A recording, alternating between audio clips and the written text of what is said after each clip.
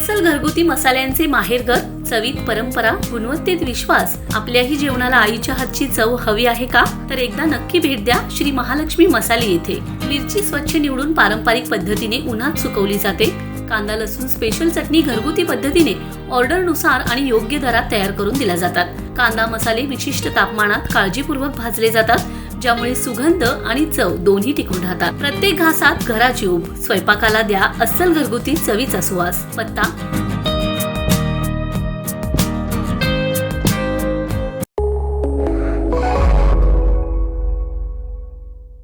नमस्कार, मी मयुरी आणि आपण पाहत आहात 7 स्टार न्यूज.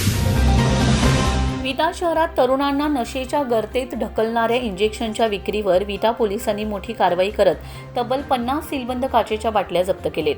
या प्रकरणी एका संशयिताला ताब्यात घेण्यात आले असून पुढील तपास सुरू आहे. सांगली जिल्ह्याचे पोलीस अधीक्षक संदीप घुगे आणि अप्पर पोलीस अधीक्षक कल्पना बारवरकर यांच्या मार्गदर्शनाखाली ही कारवाई करण्यात आली. त्यांच्या आदेशानुसार उपविभागीय पोलीस अधिकारी विपुल पाटील यांनी विटा पोलिसांना सूचना दिल्यानंतर पोलीस निरीक्षक धनंजय फडतरे यांच्या नेतृत्वाखाली ही कारवाई पार पडली. विटा पोलीस ठाण्याचे गुन्हे प्रकटीकरणमधील पोलीस हवालदार उत्तम माळी यांना गोपनीय माहिती मिळाली. या आधारे पोलिसांनी सापळा रचत रोहित करण जाधव वय 25 राहणार गारडी, तालुका खानापूर, जिल्हा सांगली याला ताब्यात घेतले. त्याच्याकडून मेफेटरमाइन सल्फेट इंजेक्शन IP टर्मिन 30 mg/ml आणि टर्मिट्रू 30 mg/ml या नावाच्या एकूण 50 सीलबंद बाटल्या जप्त करण्यात आलेत.